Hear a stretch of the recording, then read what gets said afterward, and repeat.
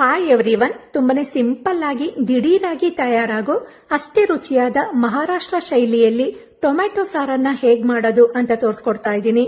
Tomato ಇಂದ ಎಷ್ಟೊಂದ್ ತರದ ರಸಂಗಳನ್ನ ಮಾಡ್ಕೊಳ್ತೀವಿ, ಆದ್ರೆ ಈ ಟೊಮ್ಯಾಟೊ ಸಾರು ಮಾತ್ರ ಮಾಡೋ ವಿಧಾನನೂ ಬೇರೆ, ಟೇಸ್ಟ್ ಕೂಡ ತುಂಬಾನೇ ಡಿಫ್ರೆಂಟ್ ಆಗಿರತ್ತೆ. ಬೇಕಾದ್ರೆ ವಾರವಿಡೀ ಮಾಡ್ಕೊಂಡು ತಿಂದ್ರು ಬೇಜಾರಂತ ಅನ್ಸಲ್ಲ, ಅಷ್ಟು ರುಚಿ. ಅಡಿಗೆ ಮಾಡೋಕೆ ಬೇಜಾರು, ತರಕಾರಿಗಳೇನು ಇಲ್ದೇ ಇದ್ದಾಗ ಈ ಟೊಮ್ಯಾಟೊ ಸಾರನ್ನ ದಿಢೀರಾಗಿ ಬರೀ ಒಂದು 20 ನಿಮಿಷದಲ್ಲಿ ಮಾಡ್ಕೊಂಡ್ ಬಿಡ್ಬೋದು. ಹುಷಾರ್ ತಪ್ಪಿ ಬಾಯಿ ರುಚಿ ಕೆಟ್ಟಿರತ್ತಲ್ಲ ಅಂತವ್ರಿಗತ್ತು ಮಾಡ್ಸಿದ ಸಾರಿದು. ತುಂಬಾನೇ ರುಚಿಯಾಗಿರತ್ತೆ, ಖಂಡಿತ ಟ್ರೈ ಮಾಡಿ. ಈ ಟೊಮ್ಯಾಟೊ ಸಾರು ಮಾಡ್ಲಿಕ್ಕೆ ಮೊದಲಿಗೆ ಟೊಮ್ಯಾಟೊನ ಬೇಯಿಸಿ ಇಟ್ಕೋಬೇಕು. ನಾನು ಕಡಾಯಿಯಲ್ಲಿ ನೀರನ್ನ ಕುದಿಲಿಕ್ಕೆ ಇಟ್ಟಿದ್ದೆ. ಅದಕ್ಕೆ ಒಂದು 5 ಹಣ್ಣು ಟೊಮ್ಯಾಟೊನ ದಪ್ಪ ಹೆಚ್ಕೊಂಡಿರೋದನ್ನ ಹಾಕಿ ಟೊಮ್ಯಾಟೊನ ಬೇಯಿಸ್ಕೋಬೇಕು. ಈ ಟೊಮ್ಯಾಟೊ ಸಾಫ್ಟ್ ಆಗೋ ತನಕ ಒಂದು 10 ನಿಮಿಷ ಬೇಯಿಸ್ಕೊಂಡ ನಂತರ ಫ್ಲೇಮ್ ಆಫ್ ಮಾಡಿ ಟೊಮ್ಯಾಟೊನ ನೀರಿಂದ ತೆಗೆದು ಫುಲ್ ತಣ್ಣಗಾಗ್ಲಿಕ್ಕೆ ಬಿಡಿ. ಯಾಕಂದ್ರೆ ಇದನ್ನ ನಾವು ಗ್ರೈಂಡ್ ಮಾಡ್ಕೋಬೇಕು. ಹಾಗೆ ಈ ಟೊಮ್ಯಾಟೊ ಬೇಯಿಸ್ಕೊಂಡ ನೀರನ್ನು ಕೂಡ ನಾವು ಸಾರಿಗೆ ಹಾಕೊಳ್ತೀವಿ. ಈಗ ಬೇಯಿಸಿ ಆರಿಸ್ಕೊಂಡ ಟೊಮ್ಯಾಟೊನ ಜಾರಿಗೆ ಹಾಕೊಳ್ಳೋಣ. ಇದ್ರ ಜೊತೆಗೆ 3/4 ಕಪ್ ಅಷ್ಟು ತುರಿದಿರೋ ಫ್ರೆಶ್ ಕಾಯಿ ಹಾಕಿ, ಹಾಗೆ ಒಂದು ದೊಡ್ಡ ಉಂಡೆಯಷ್ಟು ಬೆಳ್ಳುಳ್ಳಿ, ಖಾರಕ್ಕೆ 1 ಟೇಬಲ್ ಸ್ಪೂನ್ ಅಷ್ಟು ಖಾರದ ಪುಡಿ ಹಾಕೊಳ್ಳಿ. ನಂತರ 1 ಟೀ ಸ್ಪೂನ್ ಕೊತ್ತಂಬರಿ ಪುಡಿ, ಹುಳಿಗೆ ಹುಣಸೆ ಹಣ್ಣನ್ನ ಹಾಕೊಳ್ತಾ ಇದ್ದೀನಿ.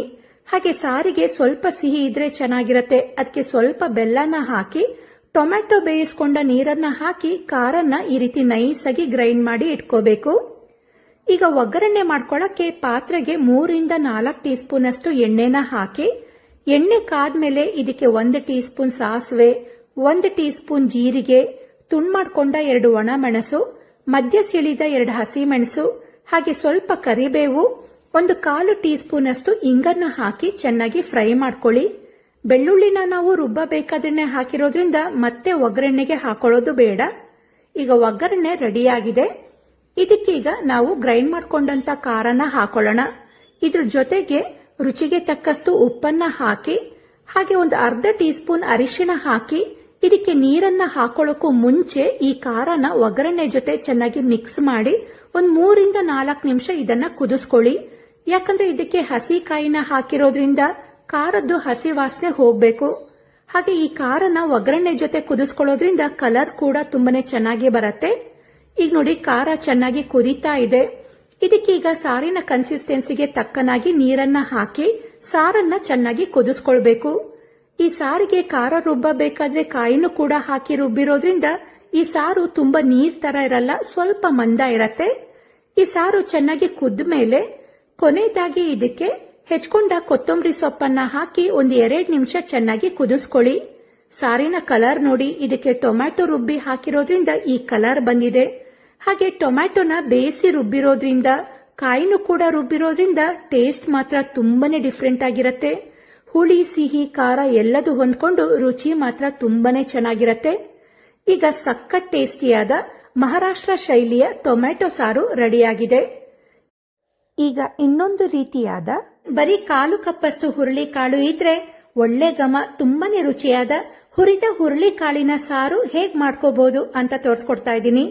ಒಂದೇ ತರದ ತರಕಾರಿ ಬೇಳೆ ಸಾರು ತಿಂದು ಬೇಜಾರಾದಾಗ ಅವಾಗ ಹುರುಳಿಕಾಳನ್ನ ಹುರಿದು ಈ ರೀತಿ ಸಾರನ್ನ ಮಾಡ್ಕೋಬಹುದು. ಇದಕ್ಕೆ ಬೇಳೆ ಬೇಯಿಸ್ಕೋಬೇಕು, ತರಕಾರಿಗಳನ್ನ ಹೆಚ್ಕೋಬೇಕು ಅನ್ನೋ ಗೋಜೆ ಇರಲ್ಲ. ಸಿಂಪಲ್ ಆಗಿ ಇನ್ಸ್ಟೆಂಟ್ ಆಗಿ ಈ ಸಾರು ತಯಾರಾಗತ್ತೆ. ಟೇಸ್ಟ್ ಕೂಡ ತುಂಬಾನೇ ಚೆನ್ನಾಗಿರತ್ತೆ. ತುಂಬಾನೇ ಹೆಲ್ತ್ ಬೆನಿಫಿಟ್ ಇರೋ ಈ ಹುರುಳಿಕಾಳನ್ನ ಅವಾಗ ನಾವು ಸೇವಿಸ್ತಾ ಇದ್ರೆ ನಮ್ಮ ಆರೋಗ್ಯಕ್ಕೂ ಒಳ್ಳೇದು. ಹಾಗಿದ್ರೆ ಬನ್ನಿ, ಹುರಿದ ಹುರುಳಿಕಾಳಿನ ಸಾರನ್ನ ಹೇಗ್ ಮಾಡೋದು ಅಂತ ನೋಡೋಣ. ಮೊದಲಿಗೆ ಹುರುಳಿಕಾಳನ್ನ ಹುರ್ಕೊಳ್ಳೋಣ. ನಾನಿಲ್ಲಿ 1/4 ಕಪ್ ಅಷ್ಟು ಹುರುಳಿಕಾಳನ್ನ ತಗೊಂಡಿದ್ದೀನಿ. ಆದಷ್ಟು ಇದನ್ನ ಲೋ ಫ್ಲೇಮ್ ನಲ್ಲಿ ಒಳ್ಳೆ ಘಮ ಬಂದು ಸ್ವಲ್ಪ ಕಲರ್ ಚೇಂಜ್ ಆಗೋ ತನಕ ಹುರ್ಕೊಳ್ಬೇಕು. ತುಂಬಾನೇ ನ್ಯೂಟ್ರಿಷಿಯಸ್ ವ್ಯಾಲ್ಯೂ ಇರೋ ಈ ಹುರುಳಿಕಾಳು ಬೊಜ್ಜನ್ನ ಕರಗಿಸ್ಲಿಕ್ಕೆ, ಶುಗರ್ ಲೆವೆಲ್ ಬ್ಯಾಲೆನ್ಸ್ ಮಾಡೋದಕ್ಕೆ, ಕಿಡ್ನಿ ಸ್ಟೋನ್ ಅನ್ನ ಕರಗಿಸ್ಲಿಕ್ಕೆ ತುಂಬಾನೇ ಹೆಲ್ಪ್ ಮಾಡತ್ತೆ. ಅದರಿಂದ ಅವಾಗ ಹುರುಳಿಕಾಳನ್ನ ಸೇವಿಸೋದು ಒಳ್ಳೇದು. ಈಗ ನೋಡಿ, ಹುರುಳಿಕಾಳಿಂದು ಸ್ವಲ್ಪ ಕಲರ್ ಚೇಂಜ್ ಆಗಿ ಒಳ್ಳೆ ಘಮ ಬರ್ತಾ ಇದೆ. ಇವಾಗ ಹುರಿದಿರೋ ಹುರುಳಿಕಾಳಿಗೆನೆ 2 ಟೀ ಸ್ಪೂನ್ ಕೊತ್ತಂಬರಿ ಕಾಳು, 1 ಟೀ ಸ್ಪೂನ್ ಅಷ್ಟು ಜೀರಿಗೆ, ಕಾಳು ಮೆಣಸು ಅರ್ಧ ಟೀ ಸ್ಪೂನ್ ಅಷ್ಟು, 1/4 ಟೀ ಸ್ಪೂನ್ ಮೆಂತೆ ಕಾಳು, ಬ್ಯಾಡಗಿ ಮೆಣಸು ಒಂದು 5 ರಿಂದ 7, ಹಾಗೆ ಕರಿಬೇವನ್ನ ಹಾಕಿ ಹುರ್ಕೊಳ್ಬೇಕು. ನಾನಿಲ್ಲಿ ಬ್ಯಾಡಗಿ ಮೆಣಸನ್ನ ಹಾಕಿದ್ದೀನಿ, ನೀವು ಖಾರದ ಮೆಣಸನ್ನು ಕೂಡ ಹಾಕೋಬಹುದು.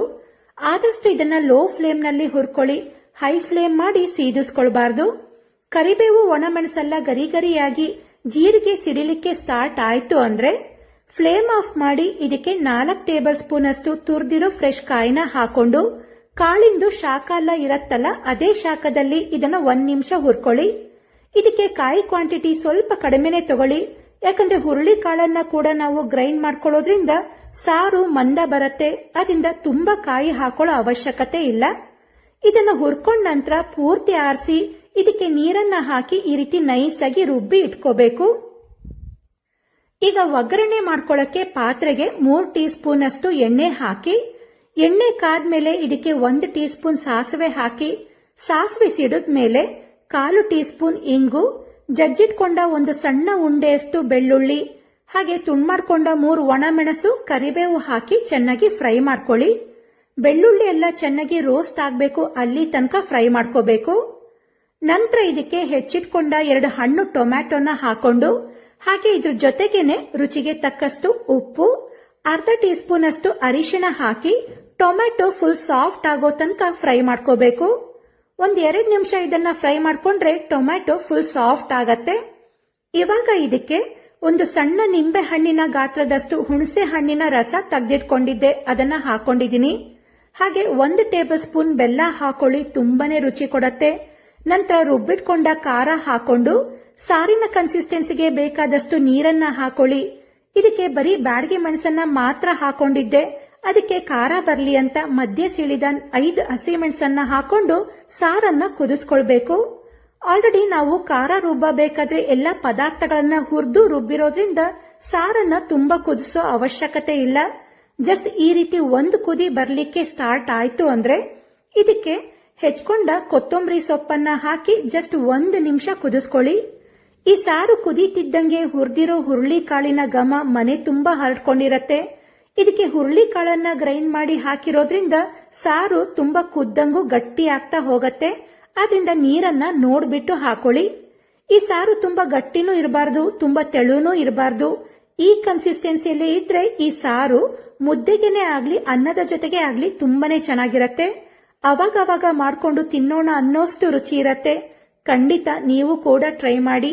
ಈಗ ಒಳ್ಳೆ ಘಮ, ತುಂಬಾನೇ ರುಚಿಯಾದ ಹುರಿದ ಹುರುಳಿ ಕಾಳಿನ ಸಾರು ರೆಡಿಯಾಗಿದೆ. ನೀವು ಈ ರೀತಿ ಸಾರು ಮಾಡ್ಕೊಳ್ತೀರಾ? ಕಮೆಂಟ್ ಮಾಡಿ ತಿಳಿಸಿ. ಈ ಹುರಿದ ಹುರುಳಿ ಕಾಳಿನ ಸಾರಿನ ರೆಸಿಪಿ ನಿಮ್ಗೆ ಇಷ್ಟ ಆಗಿದೆ ಅಂತ ಅನ್ಕೊಳ್ತೀನಿ. ಇಷ್ಟ ಆಗಿದ್ರೆ ಕಮೆಂಟ್ ಮಾಡಿ ತಿಳಿಸಿ. ಹಾಗೆ ವಿಡಿಯೋಗೆ ಲೈಕ್ ಕೊಟ್ಟು ಶೇರ್ ಮಾಡಿ. ಇದೇ ರೀತಿಯಾದ ಸಿಂಪಲ್ ಆದ ರೆಸಿಪಿಗಳಿಗೆ ನನ್ನ YouTube channel, Facebook page, Instagram ಅಕೌಂಟ್ನ ಫಾಲೋ ಮಾಡೋದನ್ನ ಮರಿಬೇಡಿ. Thank you.